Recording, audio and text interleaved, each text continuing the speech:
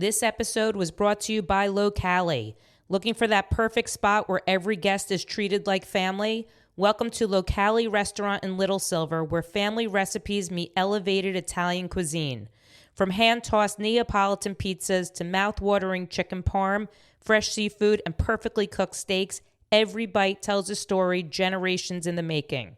Relax on their year-round patio, enjoy a craft cocktail from their full bar, or let them bring the flavor to you with catering for any occasion. Locali Restaurant, family-owned, family-inspired, and always unforgettable. Mention Food Czar Podcast to get 10% off any takeout order. Visit Locali in Little Silver or online at localinj.com. This episode was brought to you by Aesthetica Med Spa. Hey everyone, I have to tell you about someone who has completely transformed my skin. Diana Joseph, founder of Aesthetica Med Spa right in Livingston, New Jersey. Diana is a master esthetician and skincare expert with over 20 years of experience. She stays on top of the latest skincare innovations and technologies, offering treatments like Hydrofacial MD, Morpheus 8 microneedling, corrective chemical peels, IPL, permanent hair removal, and so much more. But what really sets her apart is how personal she makes every treatment. Diana customizes each service to your skin's needs and gives you the knowledge to maintain results at home. So if you're in Livingston or nearby, do yourself a favor and book a visit at Aesthetica Med Spa. Experience where expertise meets passion with Diana Joseph. Your skin will thank you. Mention Food Czar Podcast to get a 20% discount off your first service. For more information, go to aestheticamedspa.com. This is Behind the Counter. Beyond the counter. With the Food Zone. Here's Heidi. Welcome back to another episode of Behind the Counter with the Food Czar, which is me, Heidi Blum. Today's guest, I'm so excited for you guys to get to know the one, the only, Jacqueline Spiegel, also known as Jaxx Snax. Yeah. So, for those of you who don't know Jacqueline, I'm going to give we'll give a little history of our new friendship. How's that? Let's do it. Okay, so Jacqueline is a little bit younger than me, right? Little bit. So there's a smidge. Just a smidge. But Jacqueline is in my opinion, tell me if my read of you is correct. Okay, how's that? Lay it on me.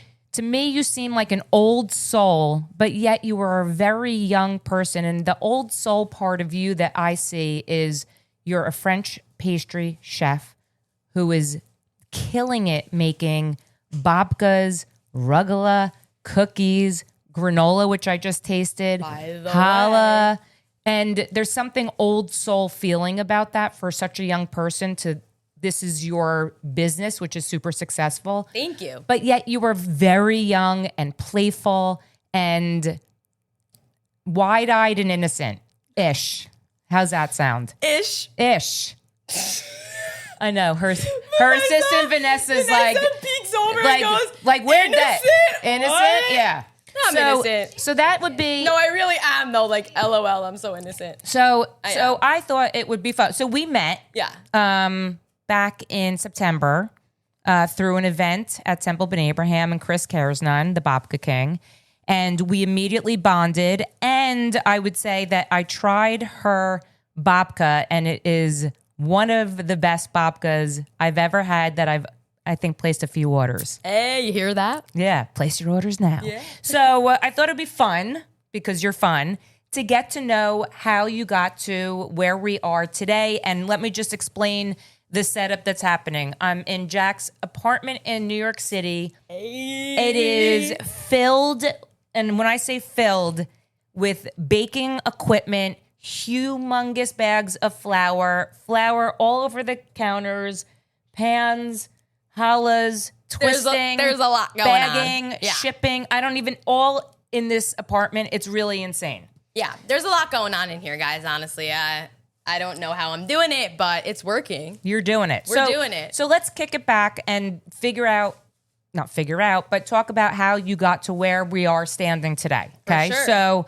So So did you go to college? Where did you grow up? Let's start with all of that. I grew up in Great Neck on Long Island. No, shocker. I'm just kidding. I have such a Long Island accent. It's like not even funny. Or New York City. Oh, I think we discussed. I went to Tyler Hill Camp and you went to Seneca Lake. I went to Seneca Lake. Yeah, sorry. Go ahead. Yeah, so I grew up in Great Neck, Long Island.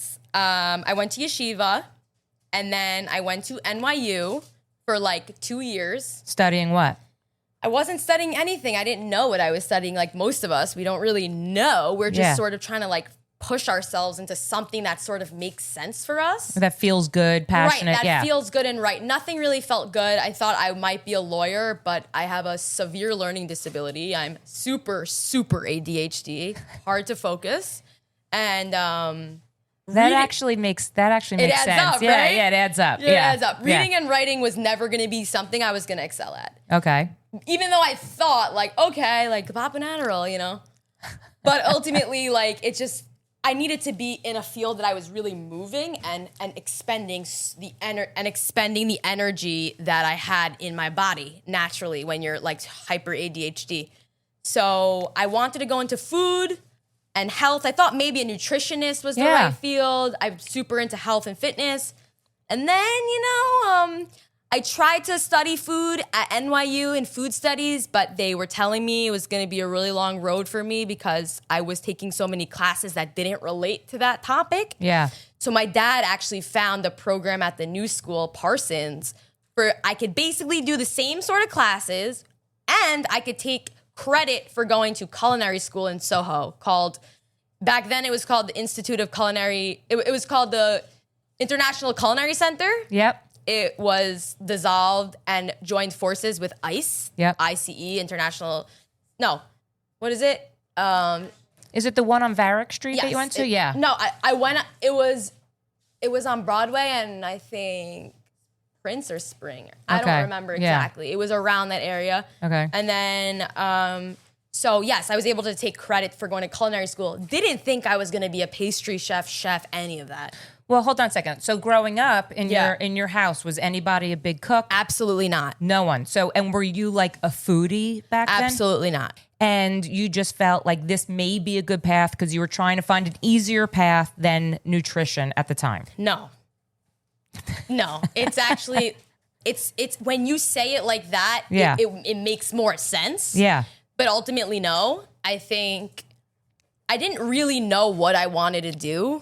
And ultimately, when I went to culinary school, I went to pastry school, I was put under so much pressure and it required so much energy and so much attention. So the attention that you needed to thrive in a kitchen in conjunction with the amount of energy you expend in a kitchen is the exact thing I needed for my focus and for my well-being on a daily basis. Well, because I mean, just speaking to a lot of chefs, especially ones who went through culinary school, the intensity of the program, right? And then you have to, did you intern somewhere? Did you? So stage, we didn't have to stage because it was a very intense. What is stage? Stage is essentially you work under a chef unpaid essentially. Okay. Or because it wasn't like a 2-year culinary school. It was a 6-month intensive program. You get your associate's degree and you bounce. Wow. Yeah. So I ended up getting my bachelor's of science from the new school in food, health, and anthropology. And then I got my associate's degree in professional pastry arts from ICC. Hold on a second. Yeah. Food, health, and anthropology? Food, yes. So that was a thing? It was not. I created the major. Okay. Because I took a lot of classes at Parsons related to food culture and food heritage, food and society, and how different cultures interact with food. Yeah. And how community and food connects and all those sort of, interesting things that you hear about people coming over to America and their food and how it sort of affected our food system. Yeah, sure. All of that. Yeah. Which is actually interesting. That's like a whole other episode because that's actually very super interesting. Cool. Yeah. That's what I studied. And then at the same time, you were doing the program at the International Culinary School. So that was my last semester of college. So I wasn't doing them simultaneously. Got it. I had finished all of my credits that I would need to graduate Parsons. Okay. And then I segued into the culinary school for the last 22 credits of. And I would think being in a program like that, being that intense, being in the kitchen, it is sort of like exercise because you're exercising your mind and you're moving around. Correct. So you're getting rid of all the energy that you need to get rid of. Okay. That's right. Okay. So after you graduate as a French pastry chef. No. Okay. You graduate as just someone who has a degree in pastry arts. It means absolutely nothing. Okay. You go to a restaurant in Manhattan. You can go to a bakery in Manhattan. You could do any sort of food-related project. They will put you on the lowest level there. Yeah. You could be prepping apples all day. You could be peeling apples all day. Sure. You could be coring. You can be making orange segments all day. Yeah. You know? So where did you go? I ended up taking a part-time job at a restaurant in the East Village called Hearth. Okay. Which is pretty famous. If anyone's familiar with the company Brodo, I can't believe I'm giving Marco a shout out right now, but he's my first boss. Him and Karen Damasco, they're both excellent James Beard Award winner chefs. Wow. Yeah, I was super lucky. I got to work under them for a short period of time. Yeah. But they really made an impact on the way that I bake. I bake kind of like elevated, but a little rustic. Okay. I'm not super intense. Like my pastries are very beautiful, don't get me wrong, but I don't like such intensity with all my bakes. Okay. And it's really about flavor and about, things like that. So I think ultimately I got to work for them. So what was your... I was doing pastry. I was a pastry cook under Chef Karen. Okay. She's unbelievable. And I was there for, 6, 7, 8 months. Okay. And then someone took over her position because she ended up leaving. And ultimately, I took a different job. I quit, and I took a different job at Sullivan Street Bakery. Oh, wow. Yeah. A little place called Sullivan Street Bakery. So that was my second job. And what were you doing there? So at Sullivan Street Bakery, same job. I didn't have any cred at Hearth. It's not like I grew up the ranks in Hearth. Sure. We were doing pastry for a tiny restaurant. So I went in as a pastry cook. They had a pastry kitchen. They make bomboloni. They make, olive oil cake, brownies, cookies. They make whatever. And I was just a pastry cook with other team members until I was so scrappy. I was like, this needs work. I want to do this. I want to show you this. I don't know. I'm going to be the first one in every single day, the last one out every single day. That's sort of the way I worked in that facility, and I very quickly moved up positions fast. Well, also because the power kept shifting in that role. They had a chef, he left, another chef came, left, he came back. And so you were sort of like the staple. I was the staple at that time. So were you at this point really enjoying this path for you? It's a great question. I was enjoying it because I was able to work with really awesome people who were really talented. And were you learning a lot from them? I was learning a really nice amount, and I think in general where it fell short for me was it was the most intensity one could put on their body. Yeah. Being awake every single day at 3:45. And I typically would not leave that job until 4 p.m. Wow. Yeah. No, it was, and you had to be sleeping by 8. Yes. The latest to be functioning. Yeah. And as a young person living in the city, that probably wasn't the lifestyle. Oh no. Yeah. It was horribly exhausting, and but I loved it, and I loved it at the time, but it burnt me to the ground. Yeah. I burnt out there. I collapsed a few times at work. Wow. Yeah, I had to take a leave of absence from Sullivan Street Bakery for a solid 2 weeks to get my health in check. Wow. Mm-hmm. Yeah. So how long were you there? And then does that bring you to this? Was that type of burnout? So because the chef and the positions of power kept shifting at Sullivan Street, they gave me the head chef sort of kitchen managerial position at a very young age. Wow. I think I was too young. I don't think I was ready for the position. I didn't have enough experience doing inventory and managing numbers and really like the administrative stuff. Correct. And people were fired, and whatever happens at a restaurant, it's very basic stuff, but I needed a little more time. Yeah. and it was extremely stressful. And so once that started, that's when the collapsing started. And I took a leave of absence. COVID hit like 2 weeks after I came back from work. Wow. And I still wasn't well when I came back after my leave, I remember. Yeah. COVID hit. I moved back in with my parents and I was like, sayonara. Yeah. And they tried to get me back. And I was like, I really need to focus on me right now. I was also really authentically dealing with a lot of health problems at the time. I really needed to get my health in check. Yeah. So is that when you, because for those who don't know Jackson, don't follow, she's a crazy athlete. I mean, I love to consider myself an athlete. If you're moving, you're an athlete. I don't know. She just gave me a look, but it's true. I mean, I guess, like, I'm definitely very fit. Like, love the gym, love working out. It's my lifestyle. If I wasn't in food, I would probably be in fitness. I think anyone would agree with that.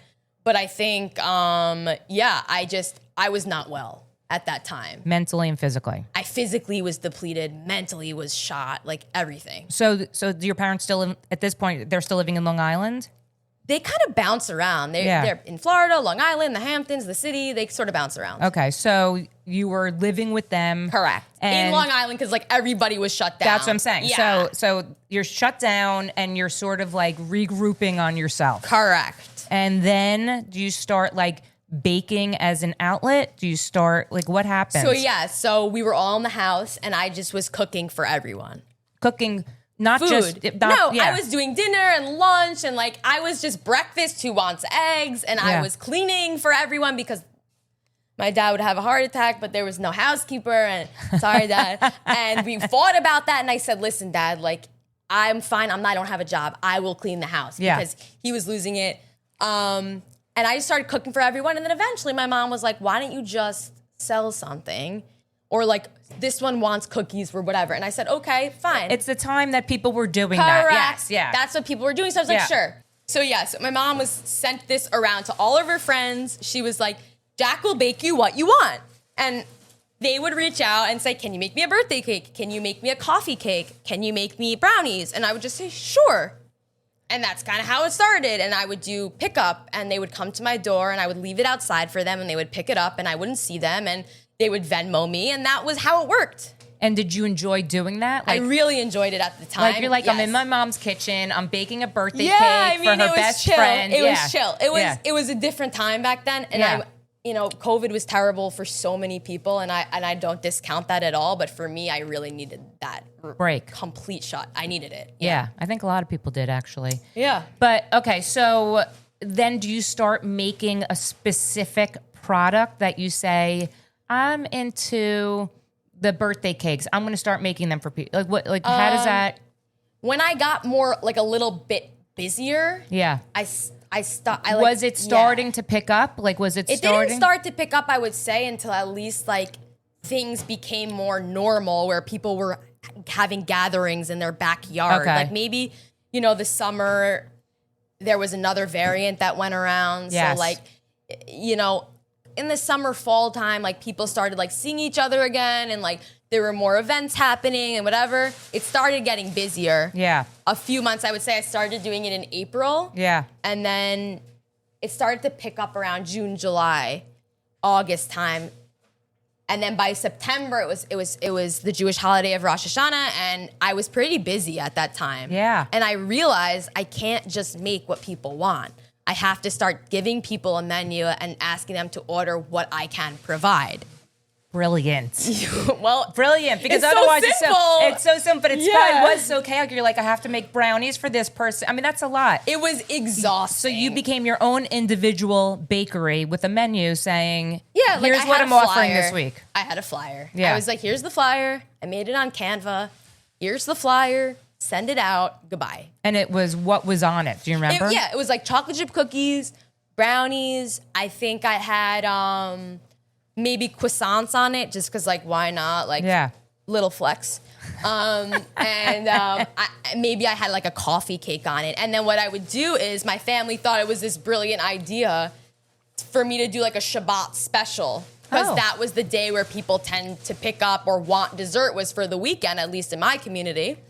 And I would do like, oh, this really cool mousse cake. And I would do it for like a really reasonable price. I'd be like, oh, it's only $30 for this really crafted, beautiful mousse cake. You're right. That phased out really quickly when I was like, I need to make more money. Yes. But yeah, it was like a good idea. And that also phased out because people were only buying the Shabbat special and they weren't buying like anything else. Right. So yeah, I phased that out. So then, like, launch me to now. So now, yeah, so basically I started Instagram like to promote my business back then in 2020. It really was a very hard like growth Yes. for me to get anywhere. I would say like it took me until this summer, June, for me to blow up. Yeah. I was doing videos. It hasn't even been 1 year since I hit 10K. Really? Correct, yes. So you're on the verge of 70K. I'm on 70K. I should be at 70K with God's help. Like I would hope in like 1 week. So, all right, so the Instagram thing, Yeah. right? So what people don't know, it is a slow Slow climb. burn, And, yeah. and sometimes that's a good thing. I mean, I feel it for myself. You Yeah. know, I learn every day about the content, and 100%. you just don't know what the algorithm's going to give you that day. You don't know. It's right. It's everything, 100%. right? It's like gambling. 100%. Right? It's exhausting. So that was your way of getting your word out. Correct. I Yeah. thought between that and email marketing, you know, I have Shopify. Yeah. And And in 2020, Instagram was really just starting to pick up. I would think in they terms didn't of even do like reels and yeah, like it was yeah. just starting to become more relevant to do like fun video edits and advertising, whatever.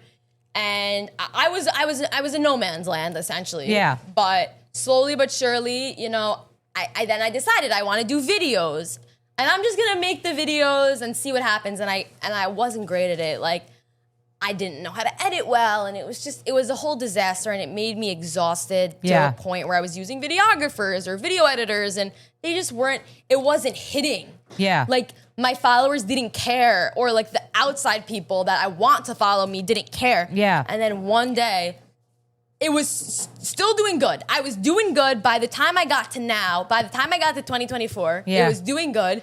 It was helping me gain a little business. Yeah. And finally, it started to pick up a little bit. Do you know why? So in 2024, I don't know what got me to 10K. I think it was just the grind and the consistency of videos, pushing them out, even though they weren't great. There was some videos that did okay, you know? And that will, and having collaborating maybe with some other influencers or people in the field like you who could help you get there. Yeah. A little bit of that, a little bit of, you know, advertising, paying like in full authenticity, like paying some food bloggers to have your dessert because you want your stuff, you know it's good. You just Yeah. want your stuff pushed. Do you think some of it has to do with you being authentically you? Not until this year, I don't Yeah. think. Because I mean, for me, who probably started following you, A month ago? no, longer. Like 2 months, 3 months no, ago? before the summer. Oh, I didn't realize. Okay. Yeah. Yeah. When you were brought on to be at the event. Yeah, at Babka event. So yeah, so that was probably before the summer. But watching your videos, you are very authentically Thank you. and that to me, Yeah. you know, I'm the same way, right? And this is why I love you. Yeah. Is that you are authentically you. So for people who do follow or you don't follow you Yeah. and see your videos, you're gonna get everything. You're gonna get the baking. You're gonna get you walking around with saran wrap on your head. You're gonna get you at the gym. You're gonna get you crying because you're injured. You're gonna get There's different the facets. good, the bad, the ugly, Yeah. and the beautiful. Thank you. Right? I mean, I think that's what I would say about that. I really love hearing that. That makes me very happy. That is what I try to bring to the table. You do. Thank you. And I think people clearly respond to that. Do you think that, like, were you getting, when you're in the grind of it, Yeah. right? Were you getting orders through Instagram? So basically, when the shift started, where I started getting popular was June Yeah. of this year, just a few months ago. I had one video. It's almost at 1 million views. What's the video? It's a video of me making challah for Shabbat. I'm wearing a white outfit. I'm a little tan. And that's really, no. That is really all I did differently than any other video I've ever made. You're right. Okay. No, I swear to God. I have not figured out what about that video went viral. There may be nothing. There may be, I know, it is exhausting. And I've tried to recreate the video 3 times. You can't. And it does well. Yeah. It just doesn't, it doesn't gain me, are you ready for this? 20,000 followers from a video. Yeah. Which it did. And That's insane. It's insane. So I had 2 videos that hit like 800K, 900K. And from that point, I've really been able to catapult myself. And now most of my videos, like minimum, get like 30,000 views. So from all these followers that you have, So many orders. So many orders. So what happened was people were constantly asking me if I could ship. And I was like, yeah, I can, but I don't want to. Because like in my brain, I'm like, let me just focus on New York. You know, I deliver in New York. I deliver in Long Island. You know, let me focus on that. And like, I ship for the holiday season for some people, but like for the most part, I really didn't want to send my babka 2 days old to California. Right. You know, and then convince someone to pay $45 for the shipping because I'm not paying that. Yeah. People don't care. They fucking want it. So fine, you know, I'll ship it. I'll ship it. So now my business has shifted into this my front week, my Monday, Tuesday, Wednesday, looking like ridiculous in my apartment, shipping challah, babka, cookies, like olive oil cake across the country. Yeah. And then my back week, my Wednesday late day, Thursday, Friday morning is all my New York deliveries because everything's got to be made fresh. Super within 24 hours. So let's discuss how your business is set up right now. Correct. Okay, so we're in your apartment. It is a Tuesday, so there's a lot going on. Like we're you about just to said. ship out a lot of stuff. Yeah. You have on your and people can find it, but on what is it? Jaxsnax.com. Correct. JAXXSNAXX. We'll post it everywhere. SNAX. Oh, 1X, 2X, and 1X. 2 X's and 1X because the regular 1X was taken by someone. That's fine. Yeah. We'll post it. So, but on there, now you transition out of your parents' house into your own apartment. Yeah. And do this business as you're trying to gain followers and you're grinding I could tell it still bothers you. The grind of the No. The social media grind is hard. The social media grind is horrible because I'm not a content creator, which I am now, which I'm really not. In my heart, I'm not. I'm a chef. Everything after that is like when I have time. But because everybody loves this shit so much, which I'm so blessed, thank you all, I really realize it has to be a part of the schedule. Yes. When am I doing content? Typically that's on a weekend, you know, where I will like tape videos and then post them throughout the week. I'm so exhausted doing it. It's a lot, but that's how you keep in front of people. Gotta be consistent. You have to be. That's part of the game too. Yeah. So on your menu is, let me see if I have everything. I'm not sure if I do, but shipping menu is different than right. Well, regular. I saw that. So so shipping, you can do babka shipping, you can do challah shipping. I could do cookies, rugelach shipping, and like an olive oil cake. I have granola shipping, and I could ship like caramel pretzel toffee shipping. And then do you add specials sometimes? Like you're like, I want to try baking this. I love this. For sure. Yeah. So like a pumpkin cake, like for now, like there'll be a pumpkin chip loaf coming up on the new season of pumpkin, and like for like around the seasons when things change, like I'll add something that like makes sense for this season, like an apple thing. Right. But shipping, it's like I don't want to send you anything I know bottom line won't taste good when it arrives to you or will be disheveled when it gets to you. So you ship some of the things that we just mentioned. Correct. All that we just mentioned. And then there's the stuff that really needs to be fresh for delivery. A donut, an apple turnover. Right.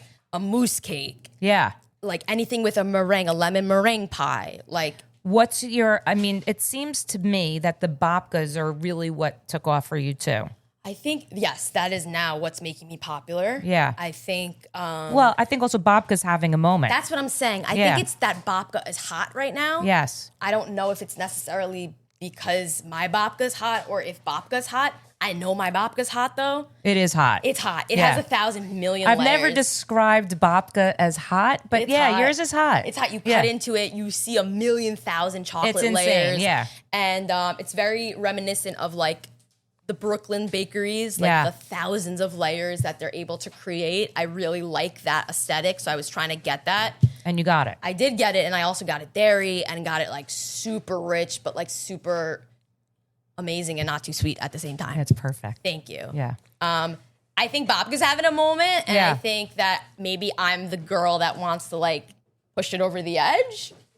But that's definitely not the best thing I make. Yeah. Yeah, at all. I want to get to that, but I think also it is amazing to me to see such a young person who is, you know, making babka hot. I mean, you're getting a younger generation into babka. I'm sure a lot of your followers are younger, right? Yeah. I mean, you don't know their demographics for sure, but no, I do know their demographics. Oh, do you? Yeah, I do. So, but I'm sure you have a lot of young people, your generation, that are following, who, you know, never thought about babka, and now you're making them think about babka. For sure. I think in the modern Orthodox Jewish community, everyone's thinking about babka. Yeah. But I think when you're tapping into like people not in my community, people, you know, all across New York, if you see my video on Instagram and you have nothing to do with Judaism, you know, you're like, what's a babka? That looks good. Let me try that. And I've had a lot of those people. They're like, can you explain what Shabbat is? Like, what? They'll be like, what is this? Like, what are you saying? Like, you can't just say Rosh Hashanah and expect me to know. And I'm like, it's so amazing to know that I'm tapping into people who have no idea what this shit is. I want to go back to something. You said you went to yeshiva. I did. Did you grow up very religious? So no, I grew up modern Orthodox. Okay. Very basic. Like, we kept Shabbat in the house. We kept kosher. We would eat like pizza and fish outside of the house. That was not kosher. But yeah, like we kept Shabbat for the most part with a few like hiccups along the way, like all of us. And I think like as of now, I'm definitely like way more relaxed, and I wouldn't categorize myself as modern Orthodox, but that's all I know. Yeah. But I observe modern Orthodoxy for my business. Sure. So like, and I'm hoping to get like hashgacha.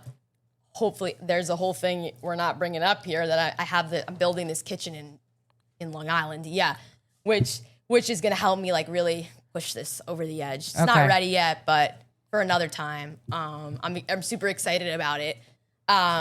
And I hope there to get some sort of kosher certification. So then that's what's going to bring you to the other level. I'm hoping that. Yeah. And so like I would never touch the oven on Shabbat or, you know, a Jewish holiday, even though necessarily maybe I'm chill. Like, no, I hold the highest level of kashrut and Shabbat for my followers in terms of like, and my customers in terms of my business and like the product they get. Well, you're always showing yourself making Shabbat dinner for your family. So you do observe Shabbat. Oh, 100%. Yeah, okay. Just not by the book. Right, know? yeah. Yeah. You do it your way. 100% my way. Every single Friday night and Saturday is some sort of Shabbat thing. Yeah. Yeah. Because you make an amazing looking Shabbat dinner. Thank you. Would you ever consider like doing that type of cooking for people, or like showing people how to make, you know, your videos are very fun. I can't follow like how you're making. I'm not expecting it. Yes. Yeah. Would you ever consider that? Yeah. I mean, I have a few customers that will be like, hey, I need you to cater a brunch. Yeah. And I'll be like, that's my shtick. 100%. You love doing that? Croissants, salmons, pastas, you know, tarts, quiches. Wow. Yeah. All that puff pastry items like with kale and like whatever. I can do all of that. I don't market it because I just don't really want to spread myself so thin. Totally. Even if that's where the money is at, I'm like, I'm doing pastry. People are liking it. Yeah. Like there is a one-off occasion, someone will be like, can you cook Shabbos dinner? And I'm like, fully. Like if you want, it's $1 million, but fully. Right. Yeah. Yeah. Exactly. I do it for a low price of.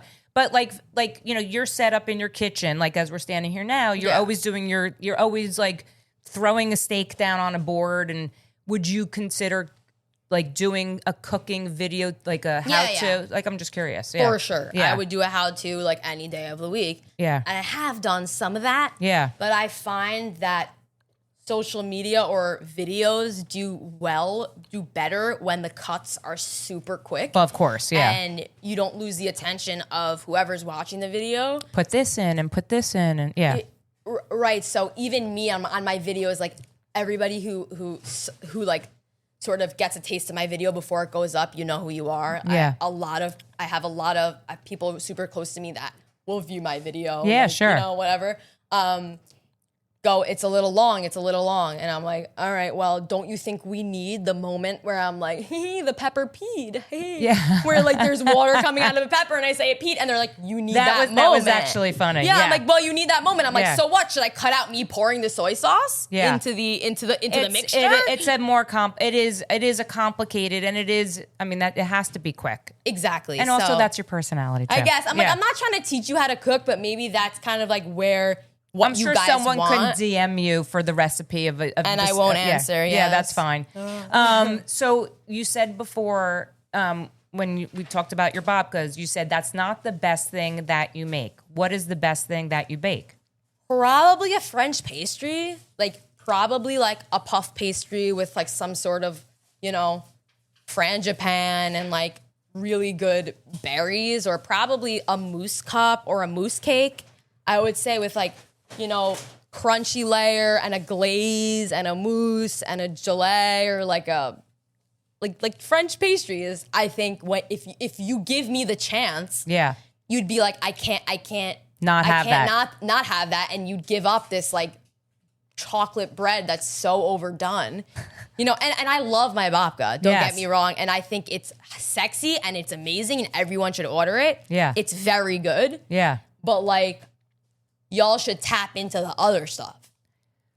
But for people who are listening, right? Correct.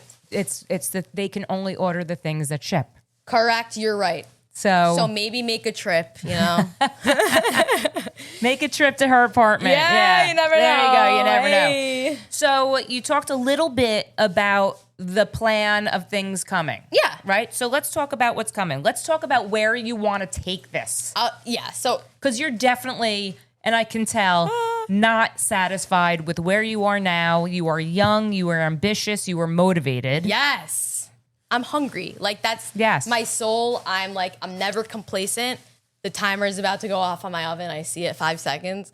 Not complacent at all. I am building a kitchen. Hold on. There's the timer. Building this kitchen on Long Island. It's going to have all commercial equipment. It's probably not going to be as big as this apartment, but the equipment will be for mass production. So I'll be able to at least times 10, whatever I'm doing now. Like, for example, I could only bake 9 babkas at a time. I'm getting an oven that will let me bake probably 50 at a time. Wow. Yeah. Would you have a store? No.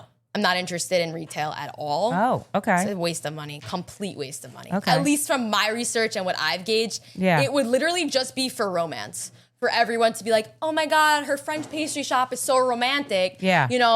I will make $0 Monday, Tuesday, Wednesday, Thursday. Yeah. Friday will be a hit. Saturday will be a huge hit. But would I even be open on Saturday? Because I'm Jewish. No. And if I have hashgacha, I would lose Saturday and then I'd have Sunday. I have 2 days of the week where I made money and everything else would probably go to shit. Yeah. I mean, yeah. So do you not, so like to me to have a retail store is for people to come and meet you and stuff like that. Do you miss that part of it, the social interaction of your customers? 100%. Yeah. My old assistant made a comment on a funny video we did. She said, I said, to be honest, sometimes I keep you longer because like I'm alone in here. Yeah. And it sucks. Even though I'm working, like I love the energy of people. Yeah. So it is hard. Yes. It's definitely hard. Having a retail shop would be nice but not worth it. But you're also with the commercial kitchen, you're going to have a staff. Exactly. I will have a staff. I have a staff right now. Yes, you do. Yeah. Shout out to Vanessa. She be chilling. Yeah. And yeah, I mean, yeah, it would be better with faces.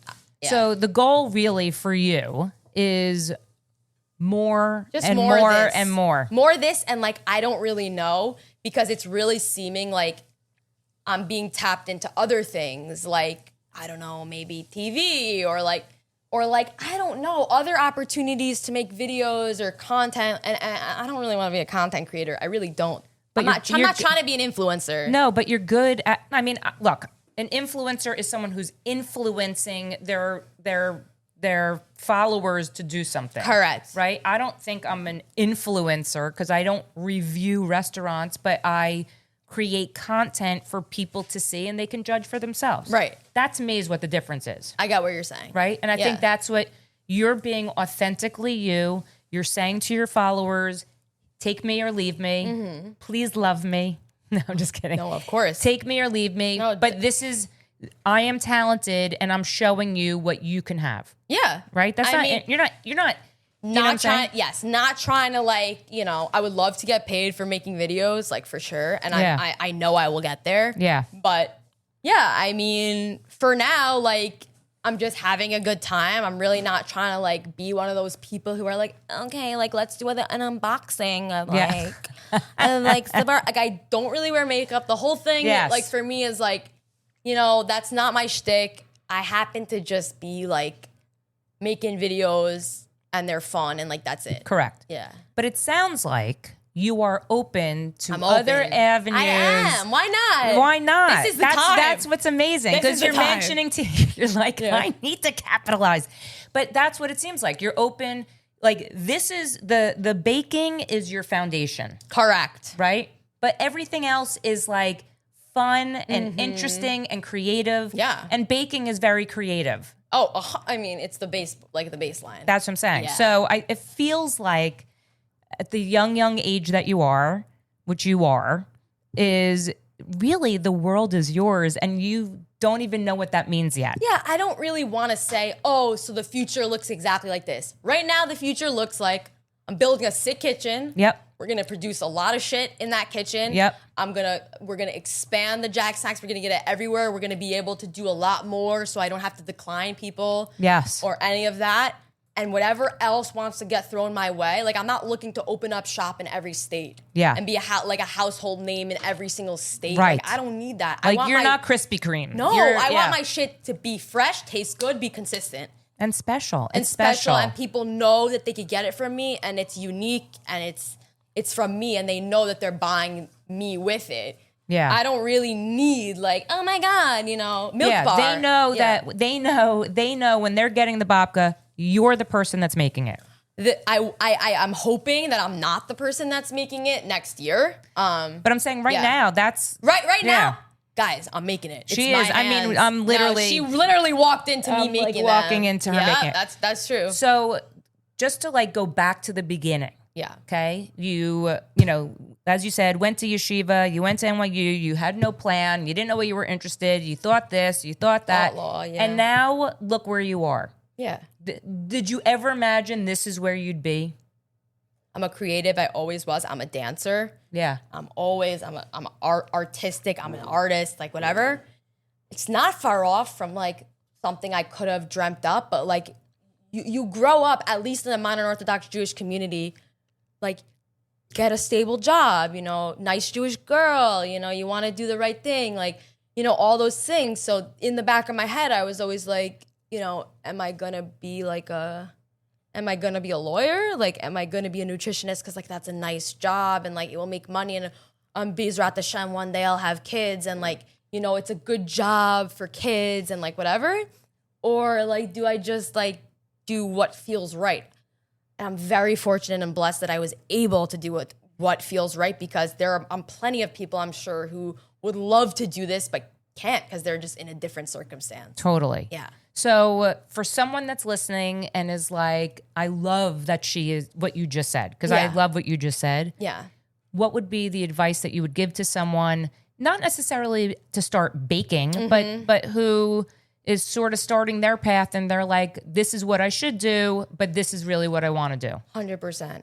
It really depends where you're at financially. I really hate to say that. Yeah.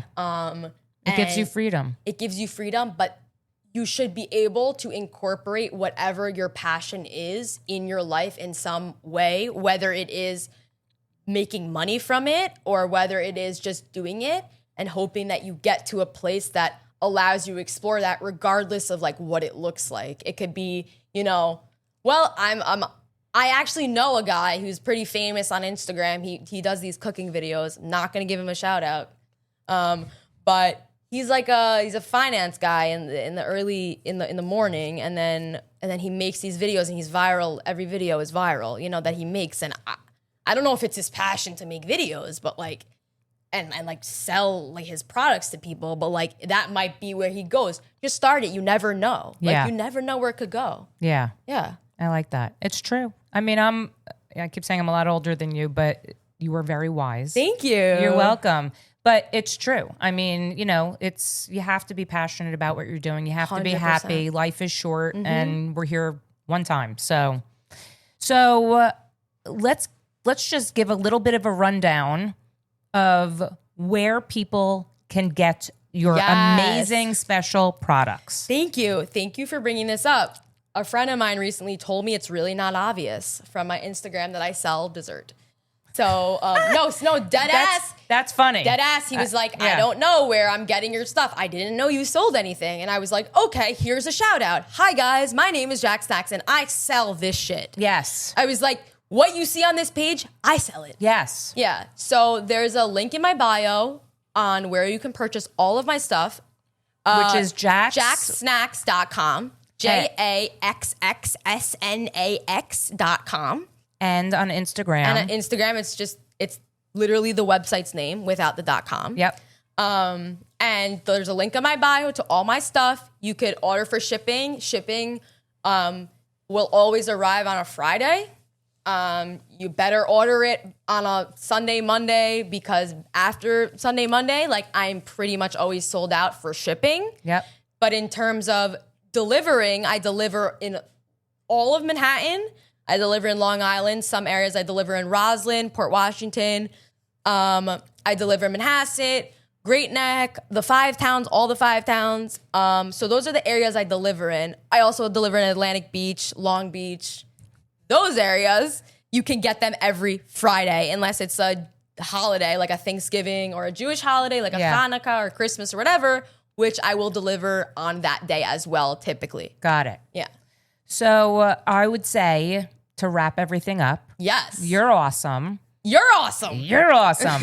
You're awesome. Your products are amazing. Thank you. And I'm so happy that we got to do this, because getting to know you a little bit more and your journey, and also just seeing where you take it. I'm excited for you. Thank you so much. I appreciate you a lot. Thank for you. also coming out here and like seeing me in my space and like schlepping here. Listen, I love a good schlep, and you made it worth it. Thank you so much. I appreciate you. No, it's an honor. It's an honor for me to be in your kitchen. Oh, awesome. It's where the magic I'm happy happens. you're here. Thank you. Yes. Thank you so much. Of course. You got it. If you are hearing this message, I want to thank you so much for tuning in. I'm truly grateful for you and this opportunity. The purpose of the Behind the Counter podcast is to bring food, people, and community together. I hope you'll return for more episodes and explore with me. I want to personally thank Fran Linnell of Design 68 for my amazing Behind the Counter podcast logo, and Travis Lohenberg for my awesome Behind the Counter music, and all the guests that take their time to sit and talk with me. I hope you enjoyed this episode, and if you did, please leave a review on Spotify, Apple Podcasts, or wherever you hear your podcasts. If you'd like to support the Behind the Counter podcast, please subscribe, share with your friends and family, and you can follow me on Instagram at Heidi Blum. If you have any feedback or stories that you want to share, you can email me at foodsarbtc@gmail.com.